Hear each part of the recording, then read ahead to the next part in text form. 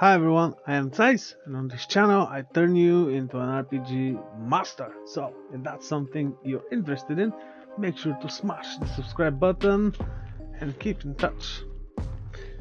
I've already reviewed the changes which they introduced on the campfire chat. I already introduced and commented on the changes in this article. Now let's focus on patch 1.5.0.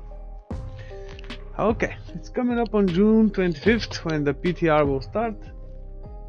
Let's read through. We're mostly gonna focus on the hardcore necromancer perspective, but looks like I might be also getting back to rogue and sorcerer, because I haven't played them in a while, and the new things that they were talking about were kind of interesting, but let's see what goes on here. Tampering recipes for all classes. Worldly finesse, offensive, critical strike damage, vulnerable damage, overpower, or ultimate damage. That's pretty good. We don't have it here yet.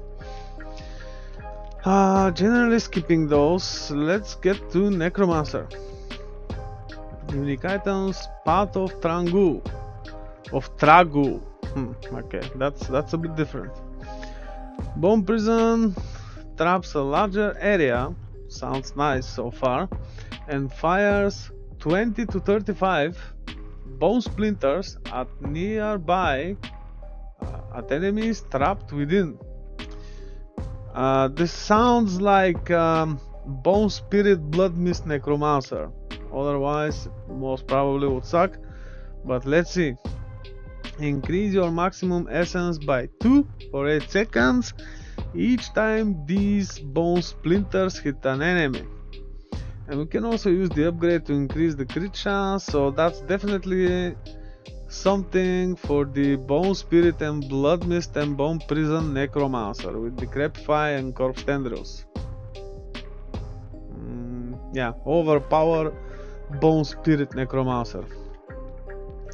Which kinda sucks, because I don't think it will be much usable on the other builds, especially those who do not use Blood Mist. Like, in my case, I just fucking hate the skill. Okay, let's move on here. Legendary aspects. Aspect of the Unholy Tether, mobility. Casting Golem active skill creates a bond between you for 6 seconds. While the bond is active, both of you are unhindered. That probably means unstoppable, immune, stuff like that, maybe combined, like as if in Blood Mist. Might be good for the minion builds, though I'm not really a minion enjoyer. And we will also gain 25 to 40 movement speed. That's weird. Okay, Inexorable Reaper's mobility. Sever now dashes you forward to attack instead. It becomes a mobility skill and costs no essence, but has some cooldown. Okay, 7 seconds, we can drop this to like perma spam it. That might be really interesting. With cooldown on the helmet and possibly on a focus. Because Sever is played with a focus anyway, to get all the necessary aspects. So that might be a thing now. Maybe I could give it a try. Sounds really good. Aspect of Creeping Mist. Should I skip this? Okay, let's read it. Gain 20 to 35 evade cooldown reduction. You can now evade during Blood Mist, traveling twice as far.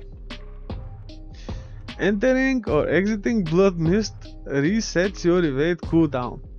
I mean, seriously, what I believe, you don't necessarily have to agree with me, but I play on hardcore without Blood Mist.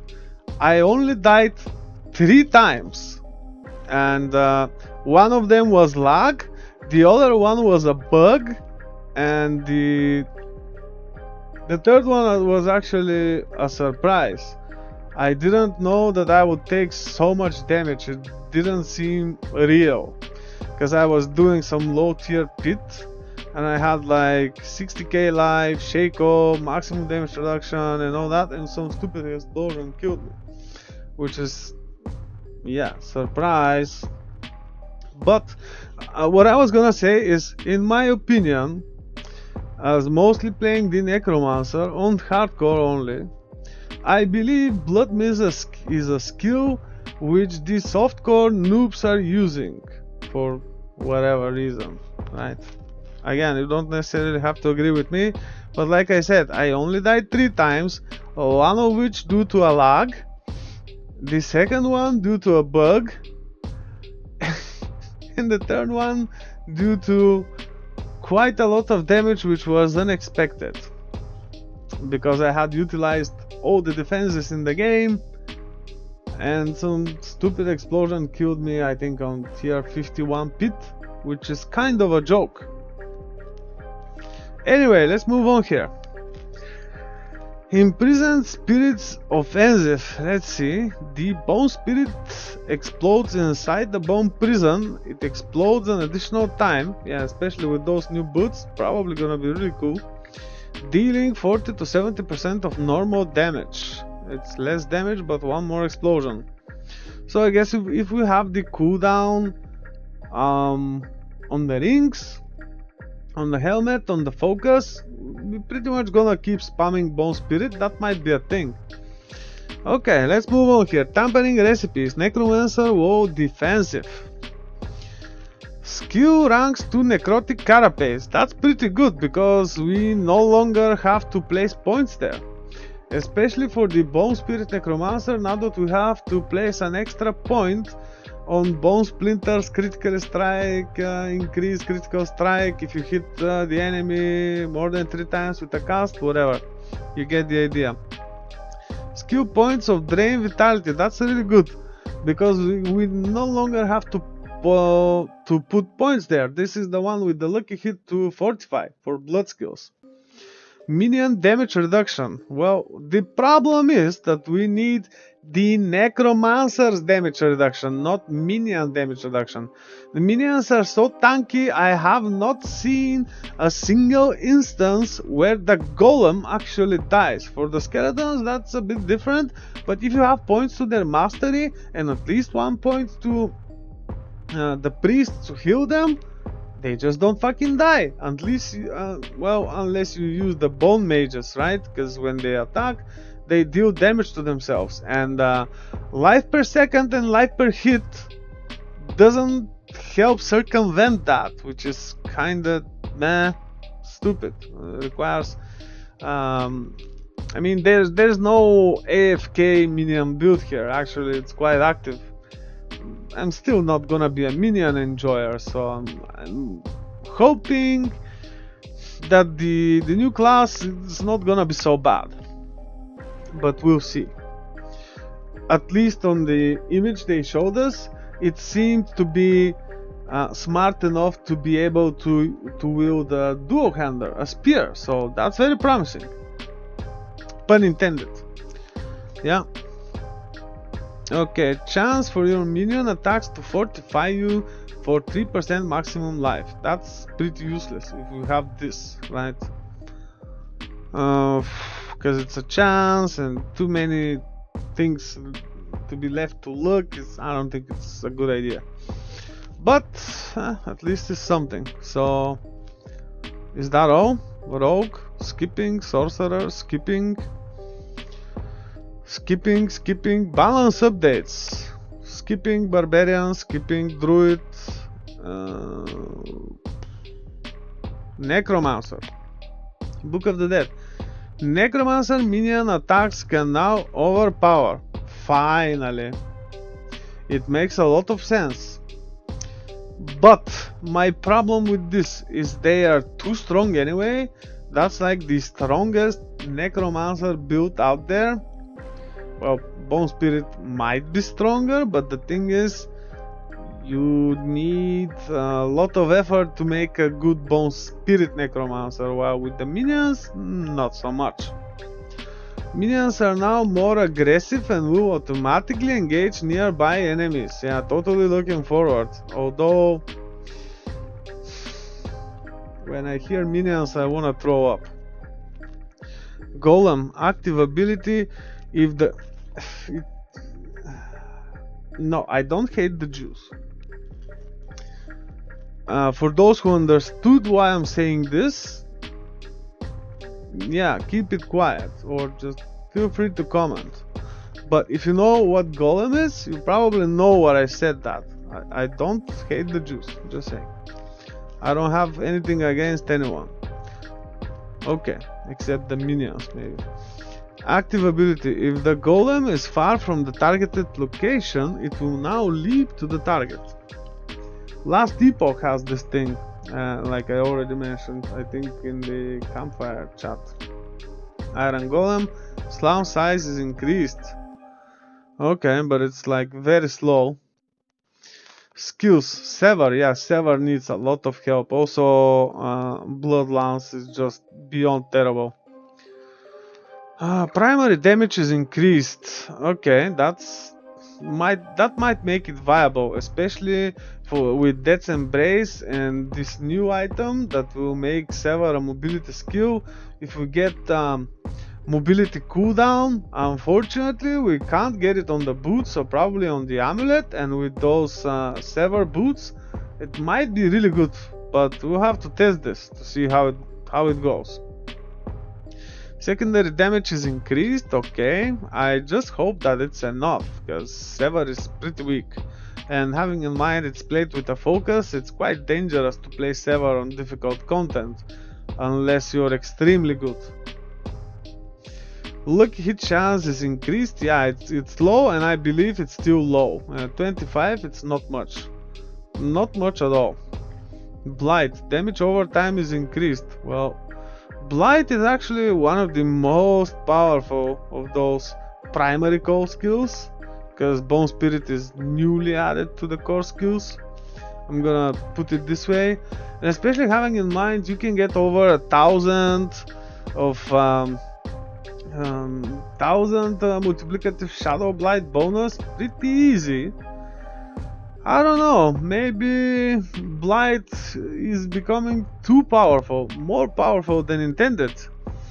And if you do it well, it might be actually very, very powerful, dealing quite a lot of damage. What bothers me here is what I believe they should do is buff again Ossified Essence, but nerf Bone Spirit, so they can kind of equalize the bone skills a bit. Because Bone Spear, it should be way more powerful than it is right now. Let's compare it to Diablo 2, for example, and Diablo 3. How easy it is to scale bone damage in Diablo 2? Very easy, right? But on a multiplayer scenario, it doesn't do much. Same thing in Diablo 4, but here it's worse. In Diablo 3, Bone Spear can be actually quite powerful, and it can do pretty much the most difficult content with insane amounts of damage. While here in this game, we only have Barbarian in the other parts of the game. And I think that's pretty stupid. Okay, but as we know, what they do is buff too much the underutilized skills and things in the game, so that people can actually test them. And turns out they buffed them too much, and they can't repair the damage that they did already while trying to balance out. I know it's a journey, I know it's hard, I do understand, but I think they're very far from achieving good balance, where things are not, where the difference between power it's not so great, right? I would understand, for example, if I'm gonna have to talk about Barbarian again, but I would understand, for example, if Barbarian is up to 5, 8, 10 times even stronger than the other classes and all. But it's not that, it's like way more. It's way more. It's just incredible how much more. Anyway, let's move on here. Blood Wave damage is increased. Okay. that is really good. There are a few builds out there which use blood wave, especially I believe the blood skills are really good. This blood skill is really good if it's turned to a shadow skill. It has quite the potential now with such a damage increase. It was good as it is, and I can only imagine what it can do now, because that's quite the significant buff. Passives. Okay, Shadow Blight, hits required reduced, and we have Blight damage increased, have in mind. So let's see, damage is increased from 22 to 44, and also the multiplicative. Oh man, I think they definitely need to buff Ossified Essence and nerf Bone Spirit. If they don't do that, they just admit they're just plain stupid. Honestly, that's what I think, and I feel sorry for them. And they kind of make me main another class, because this one they fucked it up so bad it kind of hurts. Let's see, Hellbelt Commander, previous your minions deal blah blah damage while you are close to them. Yeah, that was good, but not really good to be close to them. That was the tricky part of playing minions. Now, while you control at least 7 minions, they deal increased damage. Now we can actually finally play minions. That's quite the change, because Bone Prison also counts as 6 minions, and you can imagine how easy it will be to get this buff. Let's see, legendary aspects, bonus damage after triggering Shadow Blight 10 times, reduced from 60 to 120 to 35 to 50. Okay, I could understand this, because it's really easy to do 50 million damage with Shadow Blight. It's really easy. Probably even you did it, especially if you watch my Blight or Shadow Blight necro videos, right? Let's see, Blighted aspect has a disproportionately large source of damage for Shadow Blight based necromancers, giving far more power than we normally gave for a single aspect. Not really, I don't necessarily agree. What I think they should have done again is buff Ossified Essence and nerf Bone Spirit, but I guess they better know, right? Haha. Pun intended again. To compensate for this change, we are increasing the baseline power of the Darkness core skills and Shadow Blight, with the goal of keeping these builds at approximately the same overall power level. It's really hard to agree with this, because Blight itself doesn't do much damage. You can scale it to like a few million, which you can do, for example, with Bone Spear, and you can do way more with Blood Lance. Blood Lance easily can do 30 million. If you couldn't do that before, something's wrong. Aspect of bursting bones. Let's see, Bone Prison burst damage is increased of weapon damage. Not many actually use this. I think it sucks a lot, this aspect, but anyway. Aspect of empowering Reaper, chance for Sever to create Blight increased. Yay, that's a bullshit aspect for me. When I play the Sever Necro, I don't use this, I use the boots, because as you know, I only play hardcore, and it also provides damage reduction, and with the desecration glyph, that's pretty good. But this is just extremely funny. Blight bonus damage is increased. Okay, not so bad, might actually try it. Aspect of Hungry Blood, here is where it gets interesting. Additional Blood Lance damage is increased. Okay, because Blood Lance sucks quite a lot, especially if you have low lucky hit chance. It does suck a lot, and the problem there is we need a lot of crit chance too. And now that the lucky hit is moved to a focus, we can't get more lucky hit from the wand, which is oddly and stupidly enough moved to vulnerable damage, and we might have to play with a sword. We need more lucky hit on the rings, and it's gonna be quite messy. What I believe is going to happen here is that Bloodlance will keep on sucking, especially after day 1 bossing, unfortunately. Let's see though. Okay, aspect of grasping veins. Critical strike chance after casting corp tendrils reduced.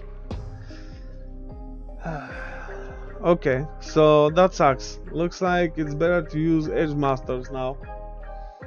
Critical strike damage to enemies damaged by corp tendrils reduced. No, just Edge Master is going to be much better. Just pretty much makes no sense using this anymore. Looks like it will completely suck, because this 40% is just very funny. And for shadow builds, probably aspect of the damned would be easily replaced here with from this one. Yeah, that would suck a lot. Yeah, that's what they want us to do. Well, I already do it anyway. Critical strike damage bonus now lasts for 6 seconds rather than indefinitely. Yeah, okay. Thank you for the nerf, Blizzard. Amazing. Yet another useless aspect. Let's see. Cadaverous. Consuming a corpse increases the damage of your next core skill by 5 to 10 up to 25 to 50. Okay, now consuming corpse increases the damage of your core skills. For 5 seconds up to 30. So it's not just the next hit. That's good. Not so bad.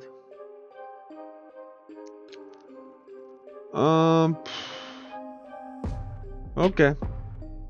Okay, not so bad. Maybe it was too powerful. I actually rarely use this outside of leveling, if I don't have anything better. Too bad. Torturous aspect. Let's see. Iron Maiden is now also darkness skill. This is what it was before, and deals shadow damage. I mean, when they hit the thorns, it's shadow damage, not physical. Have a chance to be stunned for 1 second when they deal direct damage. That was actually really good, especially for darkness builds. Really good. Now Iron Maiden is now also darkness skill and deals shadow damage. Enemies have 10 to 25 chance to be stunned. What? When they take damage from Iron Maiden. What?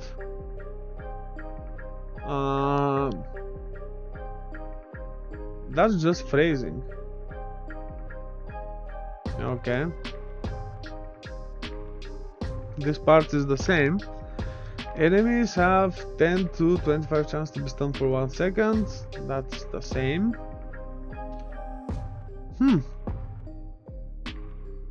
But Iron Maiden can't work with dots, right? So that's kind of weird. Or maybe they included dots. If they did, that would be weird. We'll see. Okay, let's head over to the uniques. Blood Moon Breaches. Bonus overpowered damage to cursed enemies is increased. So maybe Blood Lance could actually be a bit better, but just a bit, if you know what I mean. Curer's Embrace. Core skill damage affix replaces with ranks to Tides of Blood passive. Oh, would have been great if it was the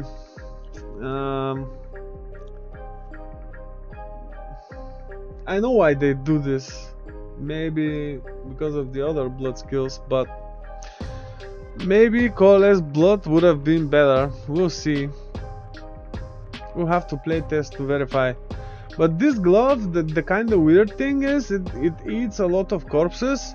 So if you don't really play it with Reaper skeletons and the Bone Golem, it will probably suck a lot because you won't have enough corpses to feel the damage boost of the unique power it provides. Okay, let's move on here. Ring of Mendon, it's totally out of the question, only good for leveling. Nothing fancy there. For more difficult stuff, I think it sucks, but let's see. Lucky hit chance affix replaced by summoning skill damage. That sucks a lot, because now the lucky hit is also moved to a focus, so they're kind of forcing us to get lucky hit elsewhere. And it might become difficult for hardcore players who require lucky hit and cooldown. Now we can't get intelligence, we will need the health instead on the helmet, and it's what a mess, man. Not very impressed, but let's see. The pendant, that's the most useless amulet ever, which doesn't have movement speed. Summoning skill damage affix replace. Okay, so finally this could be useful, and maybe playing with the Curer's Embrace and this amulet is finally going to be viable, because a slow necromancer is just no necromancer. Let's see, Paragon. With a legendary Paragon note, intelligence scaling is now capped. It's a good amount actually. It's a really good amount actually, but very unfortunate. Very unfortunate.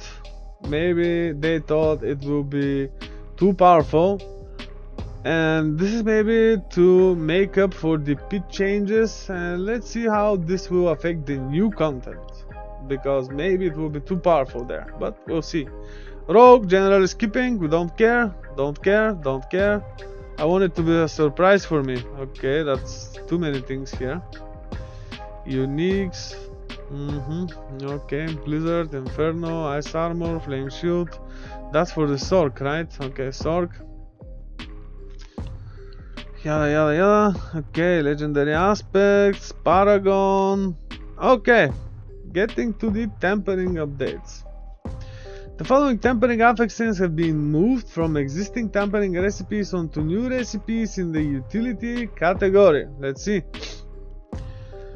Developer note: we are looking to expand what affixes are available within the utility category to bring more depth and variety to tempering. Barbarian, Rogue, Nature Magic, okay, Hurricane, Druid, Barbarian, Rogue, we don't care about this. Endgame bosses. For updates to our endgame bosses, you can read more about those changes here. Okay. Oh, I already talked about this. Helltide. Oops, sorry. I already talked about this in the previous video, maybe. Yeah.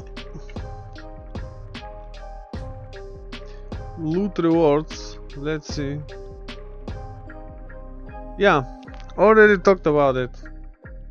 User interface and user experience.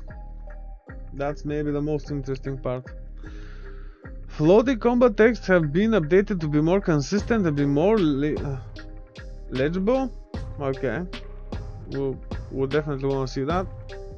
Settings for floating combat text have been added to allow players to further customize what sort of floating text they want to see. Nice, we'll definitely have to check it out. Because usually when you play a ranged build, if you don't play it like so, like seeing cloud of damage in the next room or at the end of your screen, where you, to the point you mostly don't see what you're actually fighting, there's something wrong with this ranged build, or it doesn't deserve to be called that. Especially if it's a bone spear, where the most optimal damage is pretty much outside of the screen, especially vertically. Okay, moving on here. The stats window now has a highlight for when the armor cap has been reached. Okay, like we don't know. These sections in the, like resistances, probably green or something, hopefully something like this, we'll see. These sections in the stats window can now be collapsed and expanded as desired. Yes, Finally, I was actually talking about something similar. Because, for example, I don't want to every time scroll down to just see damage reduction, for example, when messing with things, you know, when changing gear and all that. Anyway, that's pretty good. Mythic Unique items, why did they start calling them that? Well, anyway, Mythic Unique items now have new visual effects, like they show on the campfire. It's purple. I have a unique look in the inventory for them to stand out more. Yeah, that's a really good change. Zeiss approves. Legendary aspects can now be favorited and filtered while interacting with the occultist. Yay, finally. That's a really good change. Really good change. Shift clicking a skill now will now add 5 points or as many as possible to it in the skill tree. I mostly don't play on PC, so I don't really care, but I guess PC players are gonna love this. The notification for unlocking and upgrading aspects has been improved to be more prominent. Yeah, it was very annoying on the top left of the screen. It was oftentimes with other tooltips which are only temporary. On a place where they reduce visual clarity on things you want to see below that. That was not well done. So we'll see what the change is. Let's see the misc ones. Tortured gifts in Helltide no longer contain oboes. Ouch. That hurts. That hurts, but maybe they decided to do that because of the new endgame system where we can easily obtain greater graphics items, so I guess it's not a big deal. This season's Nightmare Dungeon rotation remains the same as the previous season. That sucks. The combination was terrible. There were actually not many glyph leveling dungeons. That sucked a lot. Most of them were like very long and annoying. Well, too bad. World bosses are now more resilient to damage. Okay, we're gonna see if they die for more than 1 second after week 1. That's gonna be good, but I highly doubt it. Experience rewards for side quests, including priority quests or gem crafting quests and class quests, have been increased. Okay, that's good. Skills that grant immunity, for example given Flame Shield and Blood Mist, now only go on cooldown once the immunity effect ends. I definitely approve. Definitely, like I said during the campfire chat and before, that's a really good change. Now the game will actually be difficult for sorcerers and for let's be honest here, noob necros who use Blood Mist. Potions can now be used while crowd controlled. I remember they talked about this during the campfire, and I believe it's a good change, though it doesn't feel right. Like, how can you drink a potion while frozen or stunned? It's logically incorrect, but for the sake of the fast-paced combat, it's really good. Although what I believe should be better is just to have something to make you unstoppable and keep on fighting and restore you. Anyway, you get the idea, right? Hope so. Certain tutorial quests, example given the quest for crafting a gem, are now tracked account-wide for completion stat. That's really good actually. That's really good. Unfortunately, they will not provide the additional experience to your alts, which is, especially having in mind that their experience is buffed, it's kinda weird. Various dungeons have had tweaks to their layouts to further streamline them. Yeah, I definitely want to see that, how it turns out. More weapon types are now available to more classes. Okay, let's read this because we need to know better. Druids can now use pole arms, one-handed swords and daggers. Yeah, okay. Necromancers can now use maces for overpowered damage, axes for dot damage. This includes Butcher's Cleaver being usable for necromancers. I want to see how they changed it, and it will probably drop from Grimoire, so that's kind of weird, but we'll see. Sorcerers can now use one-handed swords, one-handed maces, but do sorcerers overpower?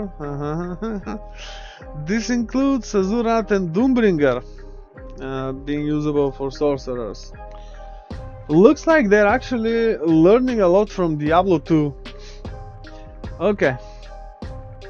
In inherited affixes, multiple weapon types have been changed. I already commented on that, but let's go over it really quickly here. Access inherited affix change from damage to healthy enemies to damage over time. Once inherited affix change from lucky hit chance to vulnerable damage, which kinda sucks. Sights inherited affix change from life on kill, which was pretty pointless, to summoning damage. Okay. Staff's inherited affix change from damage to crowd controlled enemies to damage over time. Bows inherited affix change from damage to distant enemies to critical strike damage, which is really good change. Really good change. Okay, polearms inherited affix change from damage to injured enemies to vulnerable damage, which is a really good change. Focus and totem inherited affix change to from cooldown reduction to lucky hit chance. That's too bad for the Bone Spirit Necromancer, right? Yeah, too bad. Let's see, bug fixes. Barbarian skipping, Druid skipping, Necromancer fixed an issue where Skeleton Reapers could get both bonuses when using the second upgrade option. Finally. Especially if you use it with Apothec, it was just insane. Fixed an issue where the bonus critical strike chance from Supreme Bone Storm did not trigger. Well, it's not just that the problem, but anyway, if Bone Storm was recast while another Bone Storm was still active, yeah, that was the thing. Usually with Lidless Wall, fixed an issue where the Grasping Veins aspect could only apply its bonus without using Corpse Tendrils.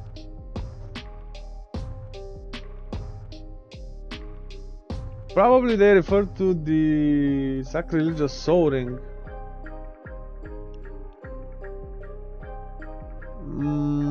Wait, what? Could apply its bonus without using Corpse Tendrils. That's weird.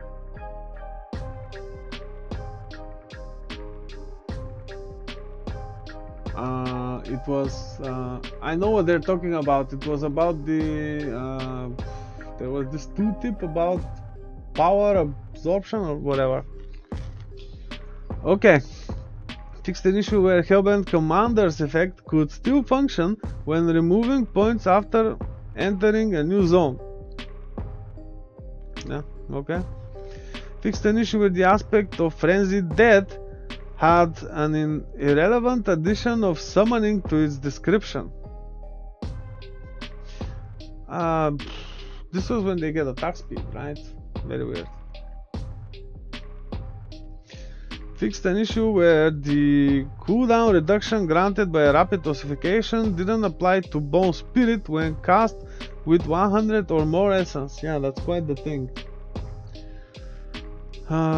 Okay, fixed an issue where the untimely death aspect was not gaining stacks when the player healed values smaller than 1% of your max life. Yeah, this is probably when my problem with this is with the life on hit and life per second, because if they worked with this aspect, that would have been great. If, for example, those things worked with Temerity and Soulbrand, that would have been great.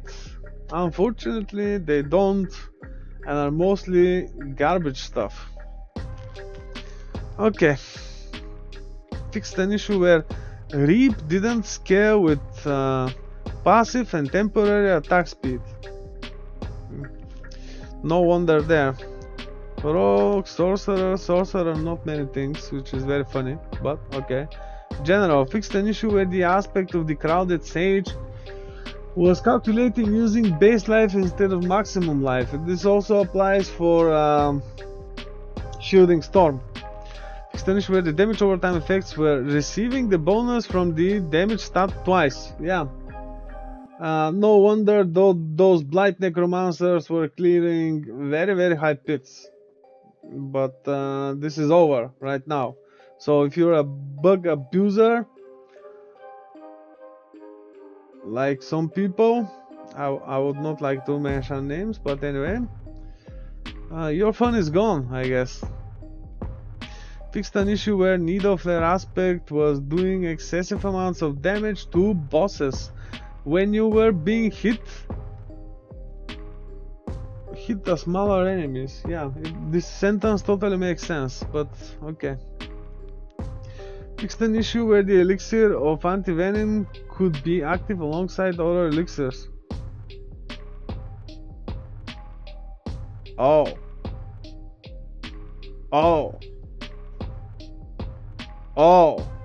No, that's not good.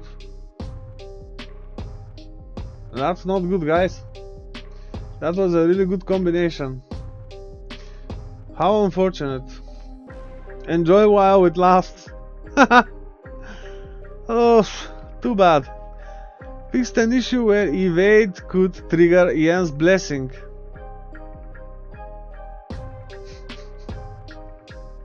To trigger another skill, which is not mobility? That's weird. Fixed an issue where elite scorpion enemies with the teleporter affix didn't actually teleport. But that's good. Fixed an issue where the high velocity aspect was not restricted to rogues. Oh, I didn't notice that. Very weird. We'll definitely go try it. Fixed an issue where items could disappear when opening many caches at once. Yeah, that's not something I usually do, so okay. Fixed an issue where Starlight did not properly work on overheating effects. Overhealing effects. Okay. Fixed an issue where aspect of Frosty Strides couldn't be imprinted onto pants. Well, most people use it on boots anyway. I think user interface and user experience. Okay, let's see. We're getting there. Fixed an issue where there was no indication on how to unlock tampering if the player failed to pick up the first recipe. The quest now properly guides the player to pick up the free recipe. Well, my other problem here is that to complete the quest, you specifically have to go to tamper at the blacksmith in Kyovashad. Otherwise, it wouldn't. Very weird. Okay. Fixed an issue where in certain circumstances legendary materials could appear in the lost item stash but could not be withdrawn. Well, I never had that, actually. Fixed an issue where certain tooltips, such as for berserking, did not properly indicate whether or not their damage was additive or multiplicative. Sorry. Okay, that's weird. Fixed multiple instances where aspect tooltips had inconsistent info in their descriptions. Yeah, makes sense. That's nothing new there. Fixed an issue where many unique items did not display class restrictions. Okay, I didn't notice, but probably something like +2 corpse skills, necromancer only, maybe stuff like that. Fixed an issue where incompatible mount armors could be selected in the stable master menu. No idea what they were talking about, but I guess for the new mount type, maybe for the non-horse mount. Very weird. Let's see the misc. Fixed an issue where materials from Season of the Malignant could drop in the Malignant Burrow. Yeah, I actually noticed that. Especially after activating the pet. And it was collecting those on the way to Varshan. It was... initially I was like, what? What is this? But yeah, that's what it is. Various performance, visual and stability improvements. Well, looks like we reached the end of page. Like I already mentioned here and there, I don't necessarily agree with all the changes, but we'll have to play test them to verify. Especially, I'm kinda sad about the bone stuff and how they decided to balance the shadow builds compared to the bone builds and blood builds, but we'll see during the PTR and from season 5 onward. Let me know in the comments what you think about all this. I know it's a long video, but it's a lot to swallow. So if you believe you can beat the game without understanding it, good luck and let me know when you do. I guess there's not much more to add here, so I'm gonna wrap it up. It was a really good campfire chat. The changes are mostly good, so I guess I'll see you on the next one. Zeiss out, take care.